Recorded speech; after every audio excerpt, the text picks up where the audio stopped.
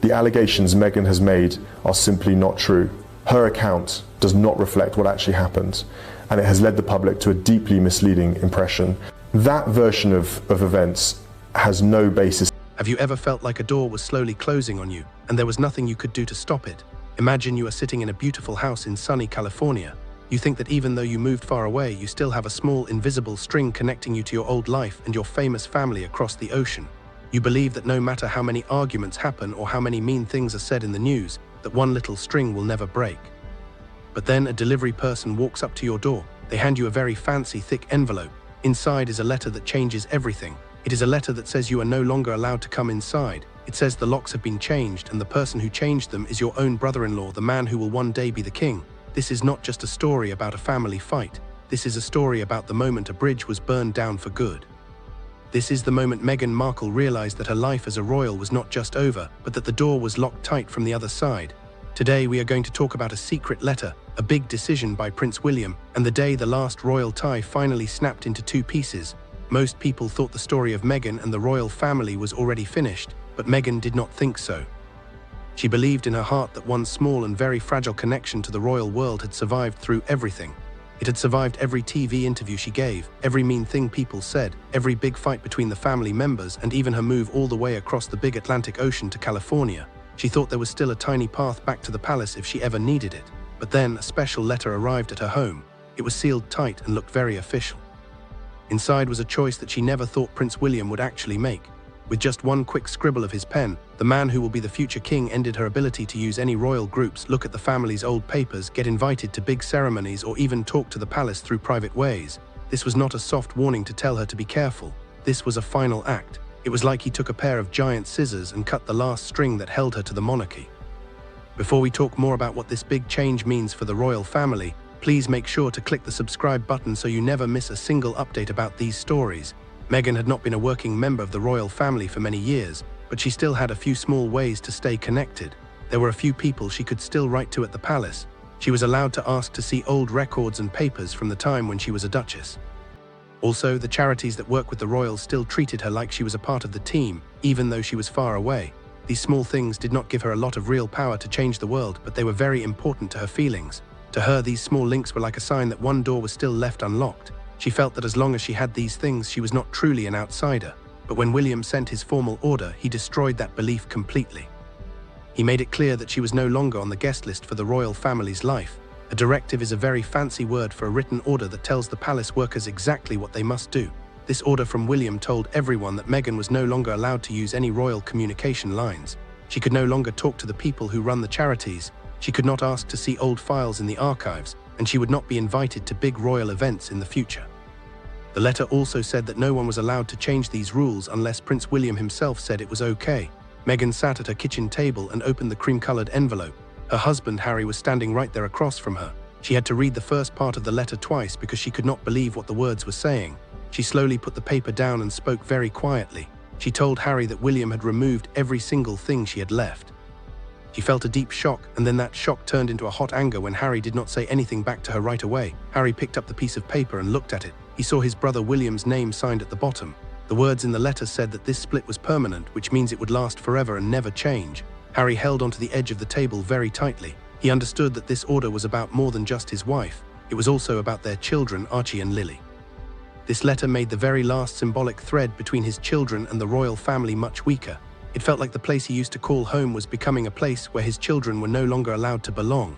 It was a very sad moment for him to realize that his brother was making such a firm and hard choice. Meghan wanted to see if the letter was really true, so she tried to use her connections right away. She picked up the phone and called a person at the palace who had helped her for a long time. But when the phone rang, she found out the number had been given to someone else. She was not allowed to talk to that person anymore. Then she sent an email to an office for a royal charity. Almost immediately, she got an automatic reply. The email said that her special privileges had been taken away and she could no longer talk to them that way. The order was already working. There had been no private phone call to warn her, no extra time to get ready, and no final talk to say goodbye. It happened fast, and it happened without any kindness. Harry looked through the pages of the letter to see if there was a date when they could talk about it again. He was looking for a way to fix things or a way to sit down and argue his side, but he found nothing. William had not left any room for talking or making a deal. He had simply written down a final answer. This made Harry think that something much bigger than a public argument must have happened to make William act this way. Then Harry saw two more names at the bottom of the notes that came with the letter. The names were Charles and Catherine. This meant that the king and the princess had both been told about the decision before the letter was even sent to California. Meghan looked at Harry and asked him a very tough question. She wanted to know if they had helped William make this choice, or if William had done it even if they didn't want him to. While Meghan was looking at the letter to find a secret way back inside the palace, the real fight was moving toward the three people who made this choice possible.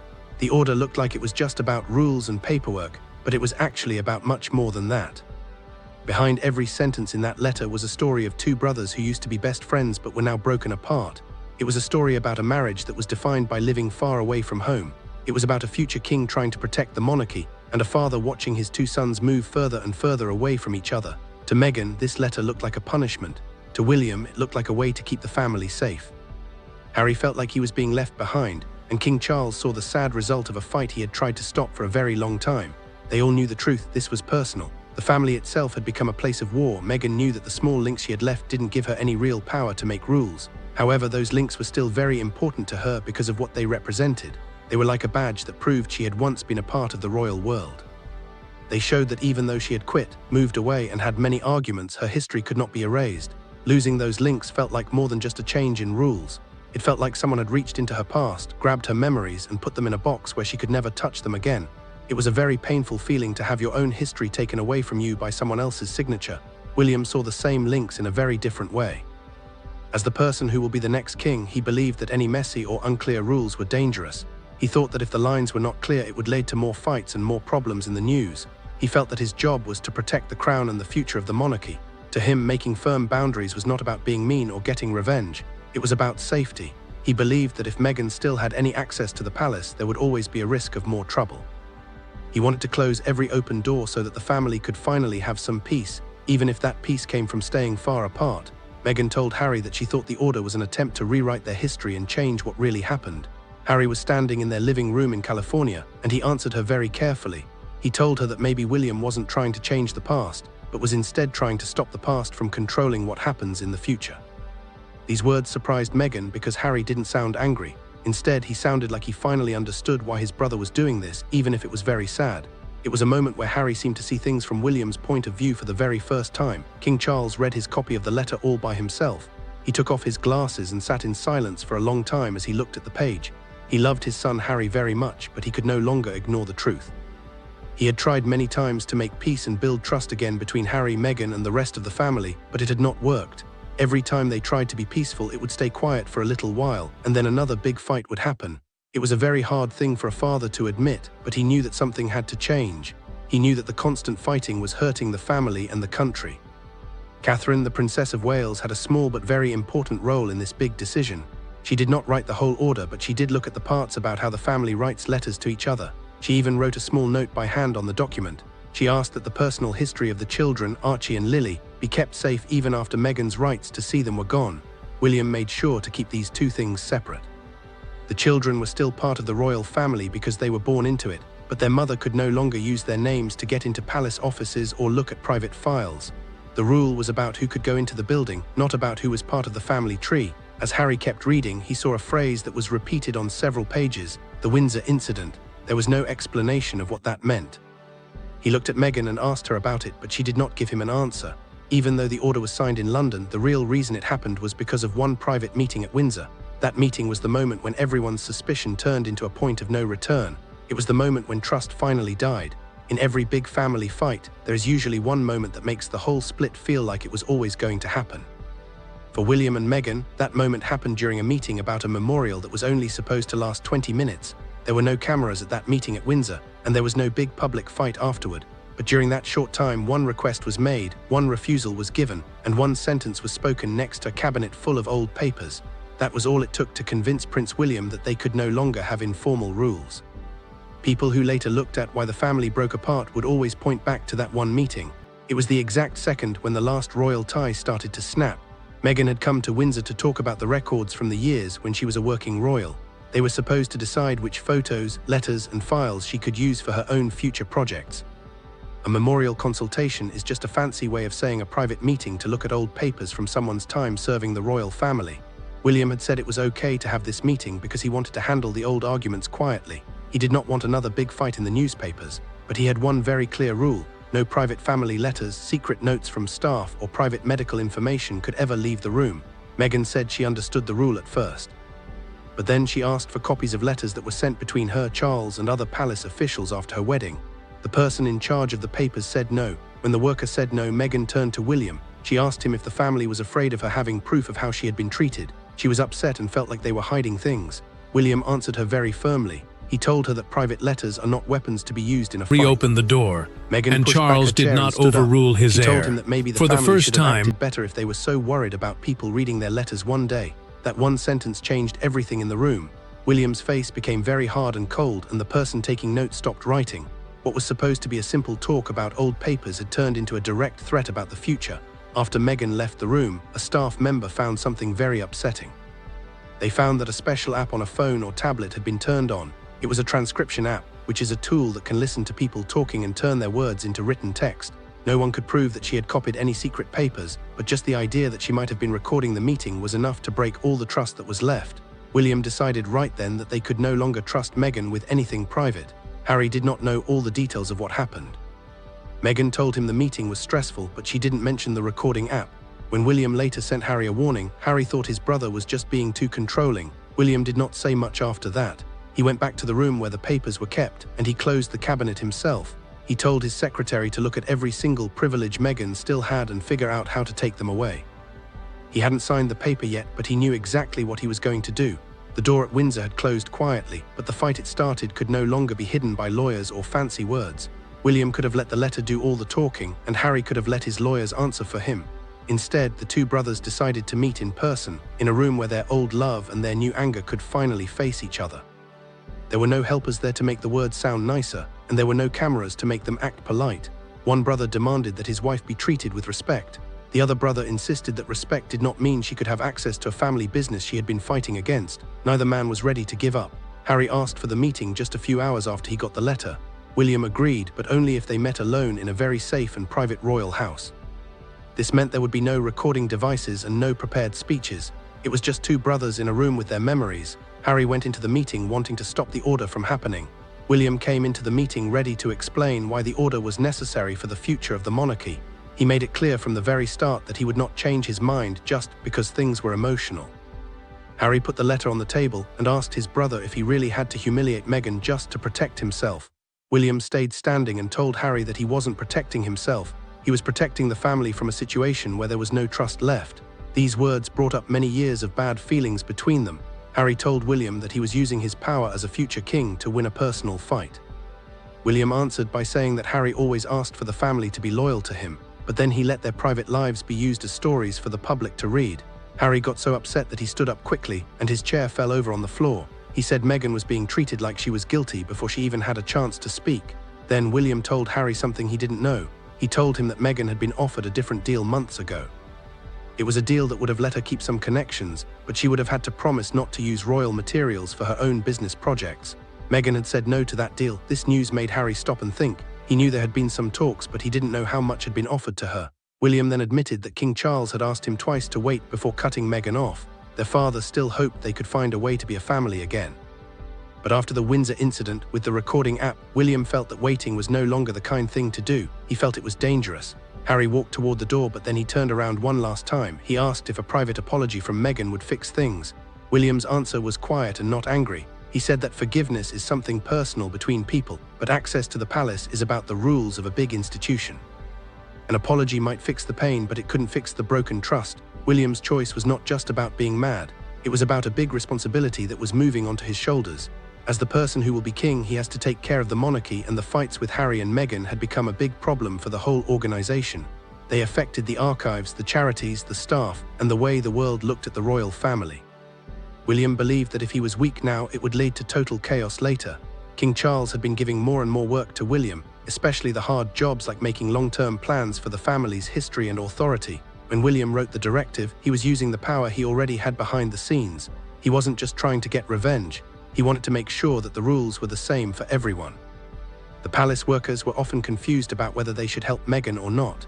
Every time she asked for something, it started a big new argument. William wanted one clear set of rules so that the confusion would finally stop. King Charles read the final version of the rules and saw the word permanent. He told William that permanent is a very scary word to use between family members, but William told his father that being unsure was even more dangerous. William did not walk away from that meeting feeling happy. After Harry left, he stayed in the room alone for a while. He looked at an old photo of himself and Harry when they were just little boys. Before he signed the paper to make the rules official, he turned the photo face down so he didn't have to look at it. This little action showed how much he was hurting inside, even if he didn't say it out loud. He felt that to protect the monarchy, he had to hurt the brother he once thought would always be by his side. It was a very heavy price to pay. The order also had a secret part that was meant to protect the people who used to work for the royals. It stopped Meghan or her team from trying to talk to former workers through the palace. Many of these workers had complained that they were still being asked questions by lawyers and the media long after they had stopped working. Catherine was very firm about one thing too. She wanted to make sure that Archie and Lily were always kept in the private family records and history. William agreed to this. The order would stop Meghan from using the palace, but it would not pretend that the children weren't part of the family line. Then the big changes started to happen for real. Invitations that Meghan expected to get never arrived. Her permission to see old files was gone. The charities were told to follow new rules. One very big ceremony that Meghan thought she would be a part of was taken away without anyone telling her personally. The signature on the paper had made the boundary real, but the true power of it was only seen when Meghan realized exactly which doors had been locked. A royal split doesn't always happen with a big shout. Most of the time, it happens with a lot of silence. When a person is separated from the royal family, they feel it in small ways. A name is taken off a list. A friend stops answering the phone. An invitation that you have been getting for years just doesn't show up in the mail. As William's new rules moved through the palace, Meghan found out about the changes one by one. Each time she realized something else was gone, it felt colder and colder. The palace was learning how to work as if she was never coming back. Her name was removed from family updates and planning lists. She could no longer use the official paths to ask for historical records. The charities also got new instructions. They were told that they could talk about Meghan's past work, but they could not act like she still had the support of the palace. This was a big deal because it took away the last bridge between her new life and her old royal role. Then came the moment she realized she was not invited to a big event honoring the late Queen Elizabeth. She had really expected to be there because she had worked with the Queen before. She put her phone down and told Harry that the family had finally made her absence official. They were moving on without her. Harry thought Meghan would be very angry, but instead she just seemed very sad. She took a photo from their wedding that was in a frame and put it away in a drawer. Harry asked her not to hide their history, but she told him that the family had already decided which parts of their history were allowed to show. Even in all this silence, one person reached out. Catherine wrote a private note to Harry. She told him she knew the new rules were causing a lot of pain. She didn't say William was wrong, but she promised him that his children would always be remembered as part of the family. Meghan's advisors told her she should do a big TV interview or fight the rules with lawyers, but Meghan said no to all of them. This surprised Harry because she usually liked to speak her mind. She told him that if she reacted right away, it would let William decide what her next move would be. That night she asked Harry to meet her without any lawyers or helpers. For the first time, she wasn't trying to figure out how to fight the palace. She was trying to figure out if she even wanted to be part of it anymore. The world was waiting for her to get mad, but something else happened instead. In that quiet room, Meghan and Harry finally talked about what it was costing them to stay attached to the royal family. For years, they had answered every fight with a new statement or an interview to explain their side. But this time, Meghan closed the door and sat down with Harry with no plan and no strategy. William had decided what she could no longer have, but he could not decide what she would keep doing with her life. She realized that they could never be truly free as long as they were still waiting for the palace to tell them they were doing a good job. Meghan waited until Archie and Lily were fast asleep. Then she asked Harry to leave both of their phones outside the room so no one could listen or call them. They were finally just a husband and wife, not two famous people in a royal fight. Meghan asked a very deep question. She asked why they were still worrying about invitations, titles, and letters from a place they had chosen to leave. Harry admitted that a part of him was still waiting for his family to say they were sorry for how everything happened. He hoped that over time, the love of his family would be more important than the rules of the palace. Meghan understood that hope because she had felt it too, but she told Harry that William's order was meant to make her feel like she didn't belong. She realized that if she kept asking to be let back in, she was giving the palace power over her happiness. Her voice was shaky as she told him that those links weren't just about old papers or parties. They were proof that she hadn't been kicked out. Harry looked down and said he had been waiting for William to love him as a brother without worrying about being a king. Meghan told him that William might not be able to do both anymore. They made a quiet decision that night. Meghan would not go to court or do a big interview to fight the rules. Instead, she would send one private letter to William. She would tell him that she didn't agree with his reasons, but she would respect his power. She also told him that the children should never be used as part of the fight. William read the message by himself. For the first time since this whole thing started, he didn't look so stiff and angry. But just as he was thinking about what to say back, the news of his order reached the newspapers and the TVBY. The next morning, the private split was all over the news. It didn't belong to the family anymore. It belonged to the people writing headlines and the people talking on TV. Everyone was looking for a hero and a villain in the story. Some people said William was a strong leader, while others said he was being mean. Some people said Meghan was finally free, and others said she had lost.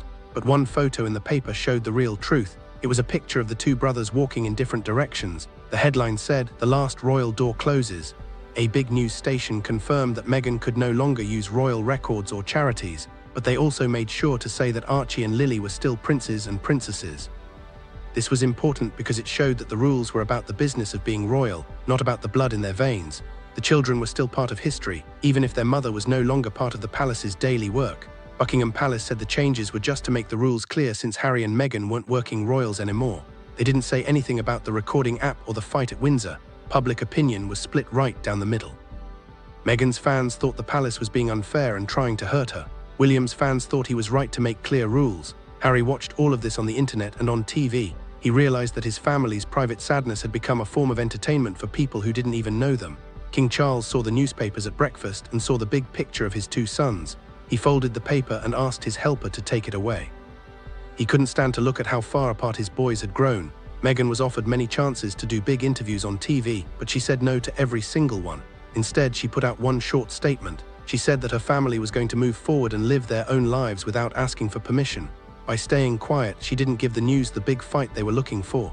William sent a private message back to Harry. He thanked Meghan for keeping the children out of the argument. He said they could still talk as a family through Harry, but the official royal doors would stay closed. The noise from the media slowly started to go away because no one was fighting back. What was left was a feeling of loss, but no one really won. When the headlines were gone and the palace was quiet again, the family had to face the price they all paid. William's order ended Meghan's last official relationship with the monarchy. But the real ending wasn't in the letter. It was in what happened next. She didn't try to come back, Harry didn't try to argue anymore, William didn't change the rules, and Charles didn't step in to stop him. For the first time, the family stopped pretending they could go back to the way things were. The split was real, it was permanent, and it was finally honest. William left the rules exactly as he had written them. Meghan's access to everything was gone for good. Those official paths were closed so that there would be no more misunderstandings in the future. The boundary was finished. Catherine made sure that Archie and Lily's names stayed in the family records so they would always know where they came from. The children wouldn't be part of the fight between the adults. A few weeks later, Meghan took the wedding photo back out and put it on the table. She didn't see it as a sad thing anymore. It was just a part of her life that had ended. She told Harry that hiding the photo meant she was letting William's decision control her memories. Harry also had to accept a big loss. He wrote a note to William saying they might never agree on what happened, but he wasn't going to wait for the family to fix things anymore. He wasn't giving up on Meghan's dignity, but he was giving up on the idea that they could ever go back to the old days. The world they used to live in together was gone. William kept that note in his desk. He still thought he made the right choice, but he knew it was a very sad one. King Charles finally stopped trying to make everyone get along for the cameras. He talked to both of his sons separately and didn't ask them to pretend to be friends at big events. He saw that trying to force peace only made the wounds deeper. Meghan lost her royal access, but she also stopped waiting for the family to like her. William got the control he wanted, but he lost his brother. Harry let go of the past and focused on the family he had built in California. The last royal door did close, but when Meghan stopped standing outside it, it wasn't a defeat anymore. It was just the end of one story and the beginning of a new one where they could all finally walk forward on their own paths. Thanks for watching. Please don't forget to like and subscribe, and we will see you in the next video.